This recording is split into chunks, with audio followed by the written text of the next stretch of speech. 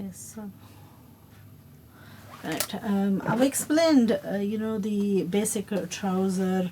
One of the essential points when making a trouser is making sure that you have it, especially with these type of trousers, because they're very straight and very shapely trousers. The last thing you want is the center seams not matching up and the trouser not looking aligned.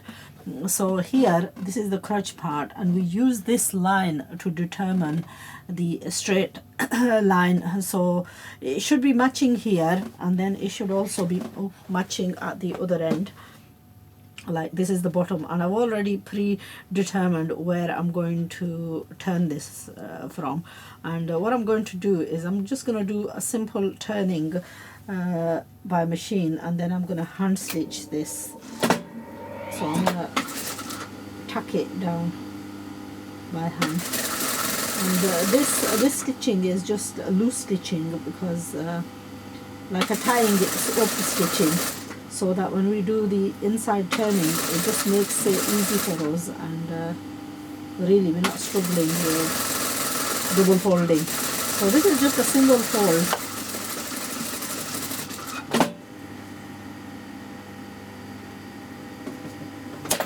So we do this with both of them,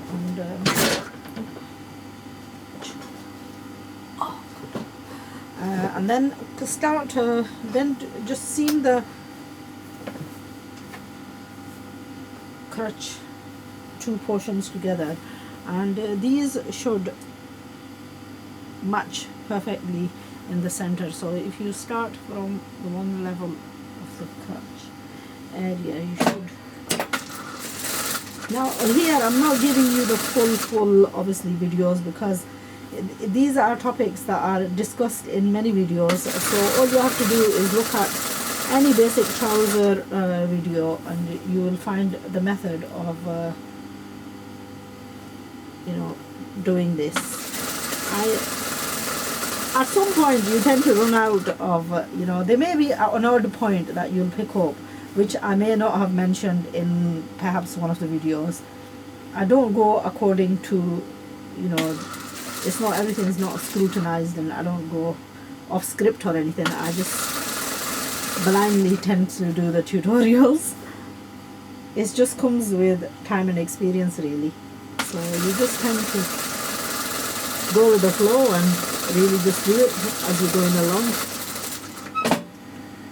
Now this seam, now what we're going to do with this is I'm going to overlock this, because and then here, these are the 2 points where I'm going to attach the elastic and hopefully elasticate it. This is the one that I haven't done.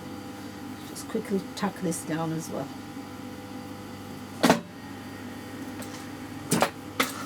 Now I tend to belt just the trousers. I normally fix the elastic in, and tend to leave the front portion of the belt unelasticated, and then just that does two things. One, it saves you the elastic, you're not using the full elastic all the way around, and it makes it sit on the belly area a lot better. So, and then I tend to use like a fairly average size of elastic, or the wider elastic. A lot of people are not comfortable with using wider elastic. I tend to prefer the wider one than the narrower one. We all have our own favorites. So that much I would consider for the back, and then it's coming towards a little bit towards the front as well. So I would reckon the elastic I would cut is about 18. So if your waist is like, it's just a little bit more than the half measurement.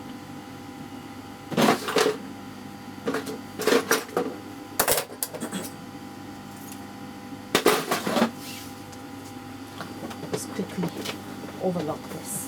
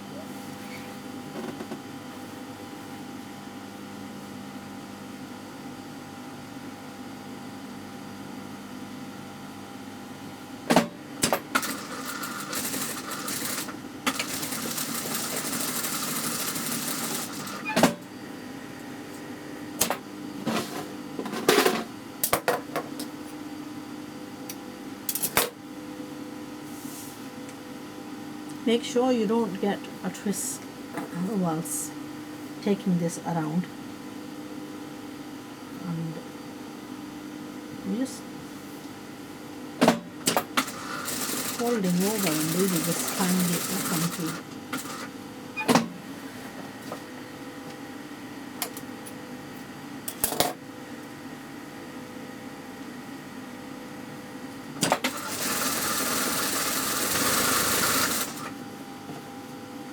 Now the beauty of pressing this prior to doing these final seams is that generally ironing right at the end is quite hard to get the absolutely seam line correct. So I prefer to press this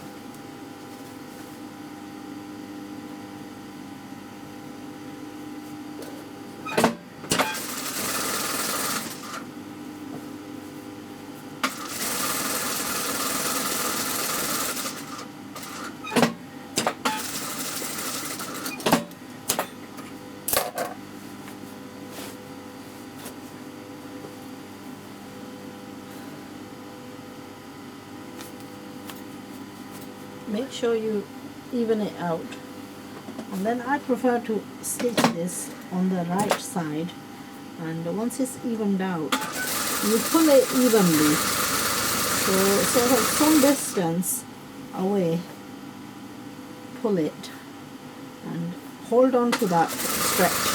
Well, once you've stretched it, make sure you hold on to that stretch firmly and don't budge from that stretch. And that's just to make sure that, you know, all the stretch is evenly phased out across the whole of the band.